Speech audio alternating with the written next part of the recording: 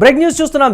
Hero నుంచి జీరోగా మారినటువంటి ప్రశాంత్ కిషోర్. ఎందుకు ఈ మాట అంటున్నామంటే బీహార్ అసెంబ్లీ ఎన్నికల్లో ఒక చేదు అనుభవం అయితే ఎదురవబోతోంది ప్రశాంత్ కిషోర్కి. అన్ని ఎగ్జిట్ పోల్స్లోనూ జనసురాజ్కు 3వ ప్లేస్ అనేటువంటి మాట అయితే వినిపిస్తోంది. బీహార్లో 243 నియోజకవర్గాల్లో జనసురాజ్ అయితే పోటీ చేసింది. అన్ని సర్వేల్లోనూ ప్రశాంత్ పార్టీకి 0 నుంచి 5 లోపే సీట్లు అనేటువంటి మాట. ఒకవేళ 0 వచ్చినా కానీ ఆశ్చర్యం లేదు అనేటువంటి మరొక బాంబులు కూడా పేల్చాయి ఈ సర్వేలు. అత్యల్పంగా ఓట్లు వస్తాయని ఎగ్జిట్ పోల్స్ అయితే చెప్తున్నాయి. ఎన్నికల ప్రచారంలో బీహార్ మొత్తం తిరిగాడు ప్రశాంత్ కిషోర్. స్ట్రాటజిస్ట్గా ఎన్నో పార్టీలకు ప్రశాంత్ పనిచేశాడు. సొంత పార్టీనే గెలిపించుకోలేకపోతున్నాడు అని ప్రశాంత్ మీద ఇప్పటికే విమర్శలు అయితే వస్తున్నటువంటి పరిస్థితి. దీనిపై మరిన్ని అప్డేట్స్ మా కరెస్పాండెంట్ కిరణ్ అందిస్తారు. కిరణ్, అందరినీ గెలుపు తీరాలకు చేర్చినటువంటి వ్యక్తి, అందరినీ సింహాసనం మీదకి ఎక్కించినటువంటి వ్యక్తి తనకే కుర్చీ దూరమైనటువంటి పరిస్థితి కాదు, కనీసం ఆ సరిహద్దుల్లో కూడా వెళ్ళలేకపోతున్నాడు ప్రశాంత్ కిషోర్. ఏమైంది ఆ స్ట్రాటజీ అనేటువంటి రకరకాల విమర్శలు. ఎలా చూడాలంటారు ఎగ్జిట్ పోల్స్ని ప్రశాంత్ కిషోర్ విషయంలో? మురళి, ప్రశాంత్ కిషోర్ ఈ దేశంలో ప్రధాని నరేంద్ర మోడీ నుంచి ఆంధ్రప్రదేశ్ లో ఉన్న మాజీ ముఖ్యమంత్రి జగన్మోహన్ రెడ్డి వరకు అందరినీ నేనే గెలిపించాను, నా స్ట్రాటజీలే గెలిపించాయి, నేను గంటల ప్రకారం డబ్బులు తీసుకుంటాను, నా ఆదాయం ఇంత అని ప్రకటించిన స్ట్రాటజిస్ట్ ప్రశాంత్ కిషోర్. అయితే ఆయన దాదాపు 122 స్థానాల్లో పోటీ చేశారు. ఆయన ఎక్కడ ఎన్నికల్లో కంటెస్ట్ చేయలేదు. ఆయన పార్టీ తరఫున మాత్రమే కంటెస్ట్ చేశారు, దాన్ని ప్రచారం చేశారు.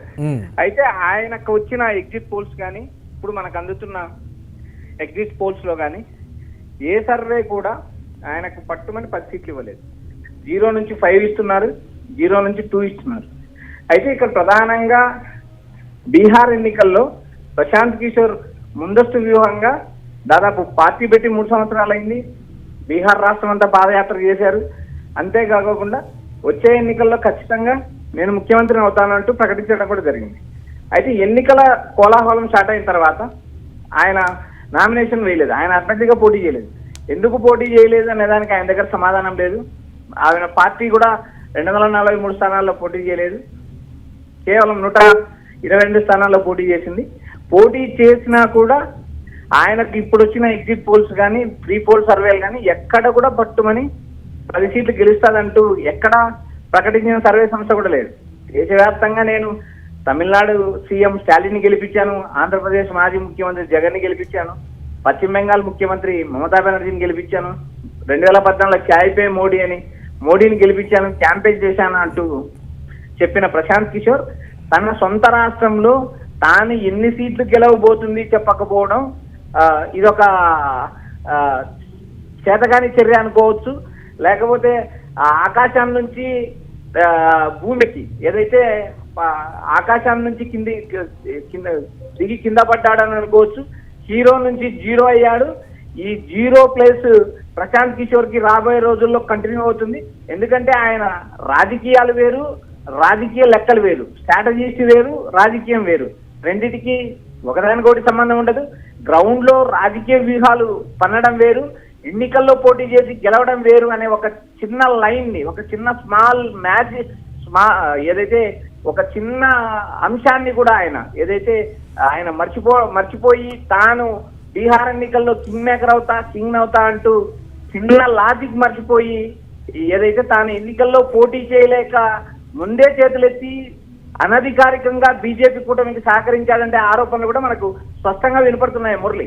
ఆయన నమ్ముకున్నటువంటి వర్గాలు, యువత కావచ్చు, లేకపోతే వయోవృద్ధులు కావచ్చు, ఎవరూ కూడా ఆయనకు సహకరించలేదు. ఆఖరికి మహిళల విషయంలో కూడా స్పష్టమైనటువంటి విధానం లేదు. అసలు మేనిఫెస్టోలోనే లేనటువంటి పార్టీగా కూడా ప్రశాంత్ కిషోర్కి ఉంది. కొన్ని చోట్ల సర్వే సంస్థలు చెప్తున్నటువంటి ఆసక్తికరమైనటువంటి అంశం ఏంటంటే ప్రశాంత్ కిషోర్ అనేటువంటి వ్యక్తి పార్టీ పెట్టాడు, ఆ పార్టీ పేరేంటని కూడా క్వశ్చన్ చేసినటువంటి సిచ్యువేషన్ ఉంది అని అంటే ఆ ప్రచారంలో కావచ్చు, అభ్యర్థుల విషయంలో కావచ్చు, ఎంచుకున్నటువంటి వారి విషయంలో కావచ్చు చాలా తప్పిదాలు చేశాడు అనేటువంటి మాట.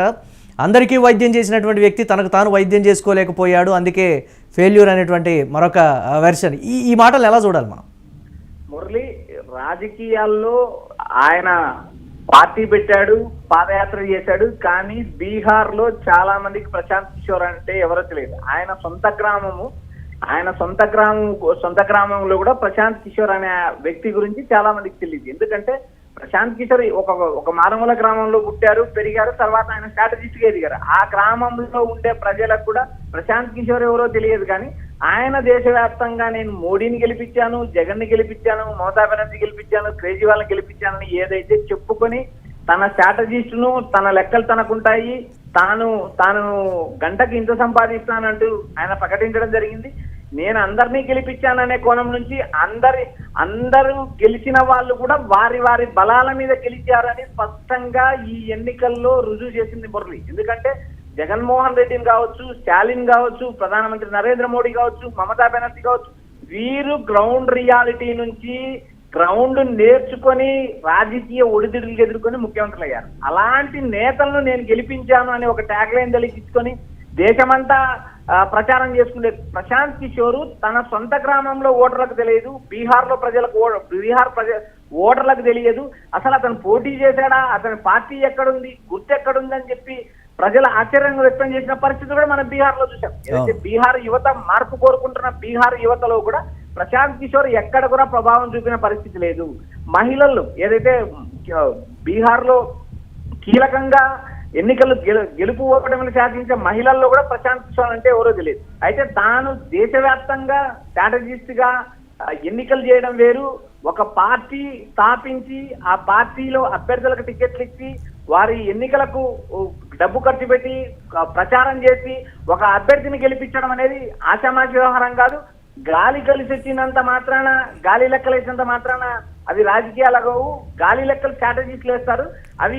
అవి గాలిగానే వెళ్ళింది అనే అంశం కూడా మనం ప్రశాంత్ కిషోర్ విషయంలో రుజువైంది. ఎందుకంటే నేను వారిని గెలిపించాను, వీరిని గెలిపించాను అనే కాడ నుంచి ఆ పార్టీ ఏదైతే ఇతర రాష్ట్రాల్లో పార్టీలకు పనిచేసిన ప్రశాంత్ కిషోర్ తన పార్టీ మేనిఫెస్టో ఏంటో చెప్పుకోలేని పరిస్థితిలో బీహార్ ఎన్నికలు చేశారు. ఇతను ఒక స్థాయి మొదలు కాగానే, ఎన్నికల రణరంగం మొదలు కాగానే అతను గెలిస్తే 10 సీట్లు, గెలిస్తే 150 సీట్లు, లేకపోతే 10 సీట్లు గెలుస్తానని చెప్పి ప్రకటించడం బ్లండర్ మిస్టేక్ అయితే, రెండోది ఆయన కేవలం 122 స్థానాల్లోనే అభ్యర్థులను ప్రకటించారు. మిగిలిన 101 స్థానాల్లో 102 స్థానాల్లో వారి అభ్యర్థులు ఎక్కడా ఖరారు చేయలేదు. ఇతను ఎన్నికలకు ముందే ఓటమి ఖరారైంది, ఎన్నికల ముందే ఆయన చేతులు ఎత్తాడనే విషయం బీహార్ ప్రజలు గుర్తించారు. మిగిలిన రాజకీయ పార్టీలు కూడా ప్రశాంత్ కిషోర్ ను లైట్ చేస్తున్నారు. ప్రశాంత్ కిషోర్ పదే అటు నితీష్ కుమార్ పైన వ్యాఖ్యలు చేశారు. ఎందుకంటే నితీష్ కుమార్ తో కలిసి పనిచేశారు. నితీష్ కుమార్ తన పార్టీ నుంచి ఎంపీగా చేసిన పరిస్థితి ఉంది. తర్వాత వెస్ట్ బెంగాల్ లో పనిచేశారు. మమతా బెనర్జీకి పనిచేశారు. మమతా బెనర్జీ ఎంపీ సీట్ ఇస్తానని చెప్పింది, ఆయన పార్టీలో కూడా తీసుకున్నారు. ఎక్కడైతే ప్రశాంత్ కిషోర్ పనిచేస్తారో ఆ ప్రాంతంలో ఆ పార్టీ కార్యనిర్వహణ విభాగంలోకి, పార్టీ కోర్లోకి దూరి ఆ పార్టీని సర్వనాశనం చేయడానికి ప్రధానంగా కృషి చేస్తాడని చెప్పుకోవచ్చు. అందుకు ఎగ్జాంపుల్ వైఎస్ఆర్సీపీ. ఏదైతే పీకే టీం ఉందో ఆ టీం ఏదైతే ఉందో ఆ టీము వైఎస్ఆర్సీపీకి ఈ క్షేత్రస్థాయిలో వైఎస్ఆర్సీపీ నాయకులు కాదు, జగనే ముఖ్యము, జగనే గెలిపిస్తాడు, ఓటర్లు ముఖ్యం కాదు, నాయకులు ముఖ్యం కాదంటూ జగన్ అంటే ఇతర రాష్ట్రాలని కిరణ్ ఈ సందర్భంగా ఇతర రాష్ట్రాలను అంచనా వేయగలిగాడు, కానీ సొంత రాష్ట్ర ప్రజల నాడిని పట్టుకోలేకపోయాడు అనేటువంటి విమర్శలు అయితే ఉన్నాయి. తన సొంత రాష్ట్రంలో ఉన్నటువంటి నియోజకవర్గాల మీద అవగాహన లేదా, లేకపోతే ఆ స్ట్రాటజీ వర్క్ చేయలేదా, ఇంట గెలవలేకపోయాడు, రచ్చగెలిచానని చెప్పుకున్నటువంటి వ్యక్తిని మాత్రం అసలు ఇంటి వాళ్లే గుర్తించలేదు, ఆయన ఎవరో కూడా మాకు తెలియదని కొన్ని ప్రదేశాల్లో, కొన్ని ప్రాంతాల్లో, కొన్ని నియోజకవర్గాల్లో చెప్పారు అని అంటే పరిస్థితి ఎంతో క్లియర్ కట్గా అర్థం చేసుకోవచ్చు. సో అది థ్యాంక్ యూ కిరణ్. అలాగే ప్రశాంత్ కిషోర్ స్ట్రాటజీస్ దేశవ్యాప్తంగా వర్కౌట్ అవుతాయేమో, కానీ బీహార్లో ఉన్నటువంటి టిపికల్ మైండ్ సెట్ ఉన్నటువంటి ఆ ప్రజల పల్స్, సర్వే సంస్థలు కూడా దాదాపుగా సక్సెస్ రేట్ 35% ఉన్నటువంటి సిచ్యువేషన్. కానీ ఎందుకు ఎక్కడ ఈ స్థాయి ఫలితాలు వస్తున్నాయని విశ్లేషించుకుంటే మాత్రం మేనిఫెస్టో లేకుండా నేను వాళ్ళని గెలిపించాను, వీళ్ళని గెలిపించాను, రాష్ట్రాన్ని ముందుకు తీసుకువెళ్తాననేటువంటి మాట ఎవరికి కూడా బీహార్ ప్రజల మైండ్లోకి ఎక్కినట్టుగా లేదు. ప్రశాంత్ కిషోర్ని పక్కకు పెట్టడం కాదు, అసలు ఏ స్థానాలు కూడా రాకపోవచ్చు అనేటువంటి విస్తుపోయే వాస్తవాలు. ఒక స్ట్రాటజిస్ట్గా ఇంతకన్నా పెద్ద ఫెయిల్యూర్ ప్రశాంత్ కిషోర్కి లేదు అనేటువంటి మాట అయితే వినిపిస్తోంది.